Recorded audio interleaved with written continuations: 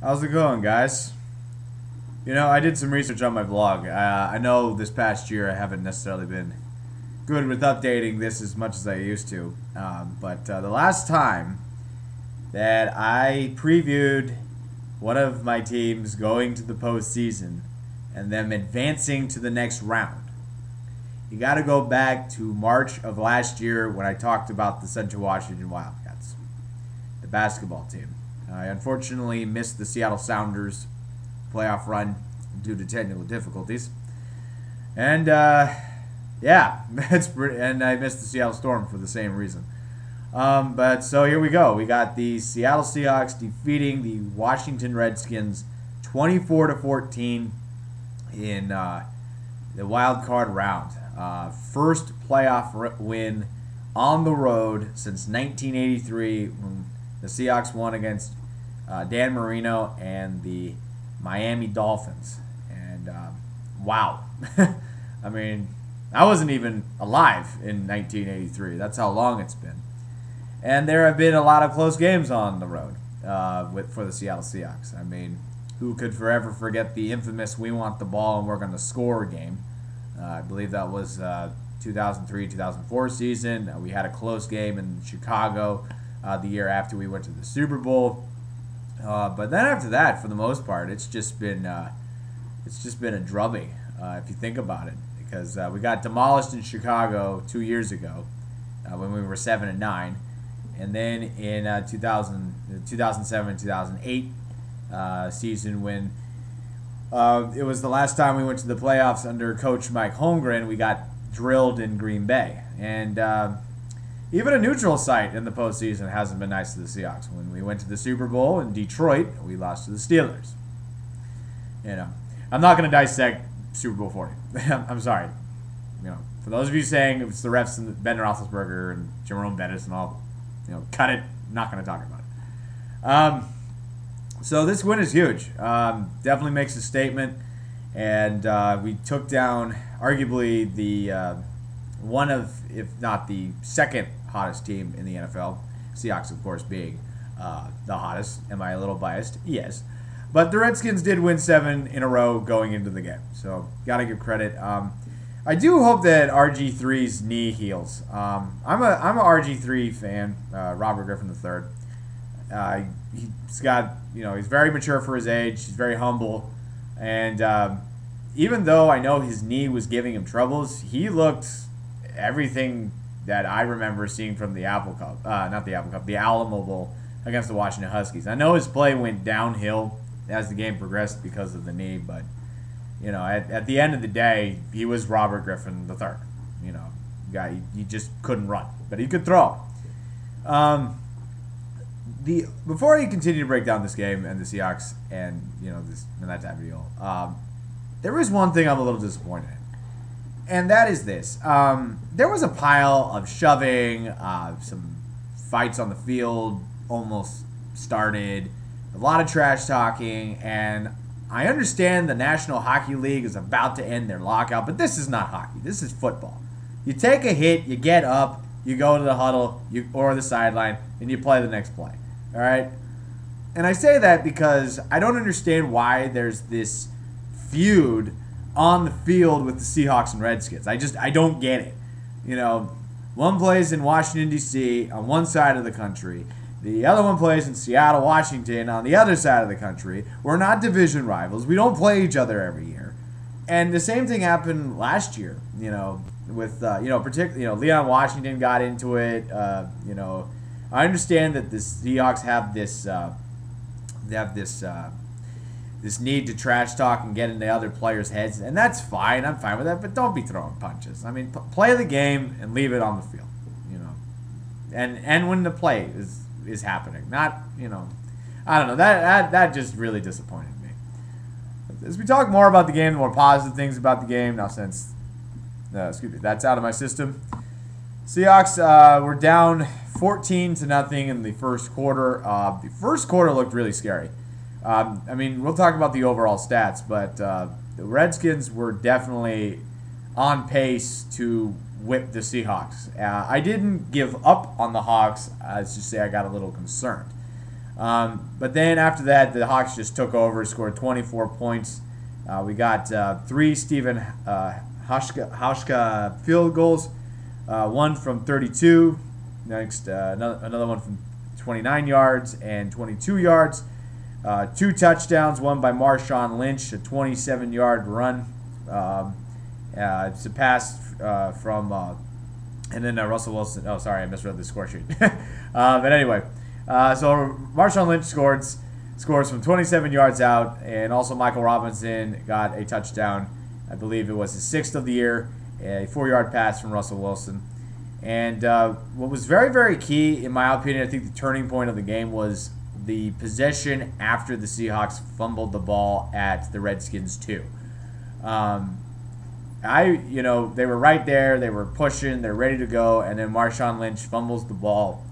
And the Hawks just came out, and I think they allowed 1 first down, but they were able to get the offense back off the field. And I think that was the turning point in the game. It took a while for the Seahawks to score, but they did, and they came away with the victory. That also being said, Marshawn Lynch came that close. I mean, he came that close to joining other plays throughout Seattle sports and other games throughout Seattle sports where something drastic happens and it's remembered in infamy. But he did redeem himself. He got the game-winning touchdown. So thankfully, we don't have to talk about if Marshawn Lynch scored on that drive and what have you. As we take a look at some other stats, total plays, 68 for the Hawks, 54 for the Redskins. Total yards, 380 for the Hawks, 203 for the Redskins. Here's another big stat, so yards per play. Seattle Seahawks, 5.6. Washington Redskins, 3.8. Had the ball. Each team had the ball in terms of drives, just about evenly. Seahawks had 12 drives in the game. The Redskins had 10. Time of possession.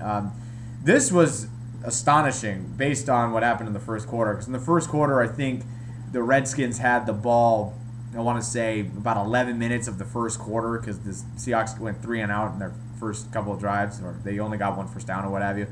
Time of possession, Seattle Seahawks, 34 minutes and 20 seconds compared to Washington's 25 minutes and 40 seconds. So a great turnaround there. Russell Wilson continues to show poise. 15 of 26 for 187 yards. Passing yards, averages 7.2 yards per pass through 1 touchdown. He did get sacked a couple times, though. He got sacked 5 times. But he got a quarterback rating of 36.7. For Robert Griffin III, he went down with as we know, he went down with the injury. Didn't fare as well as Wilson. 10 for 19, 84 yards, average 4.4 yards per pass, and threw 2 touchdowns, but he did throw the 1 interception. Speaking of that interception, great play by Earl Thomas. I mean, to come from the center and then go to the side and leap over not only the Seahawks defender, but also the Washington Redskins receiver, that was really impressive. So the Seattle Seahawks will move on. Do have a couple of things that came out of that game. Need to check the phone for this, but we do have a couple of injuries. It's the only really big downside of the game. Start with Chris Clemens, defensive end Chris Clemens. He has suffered a torn ACL in his left knee and is out for the rest of the season. Not good. But the good thing about the Seahawks is that is pretty much their only iffy injury, real big injury on defense.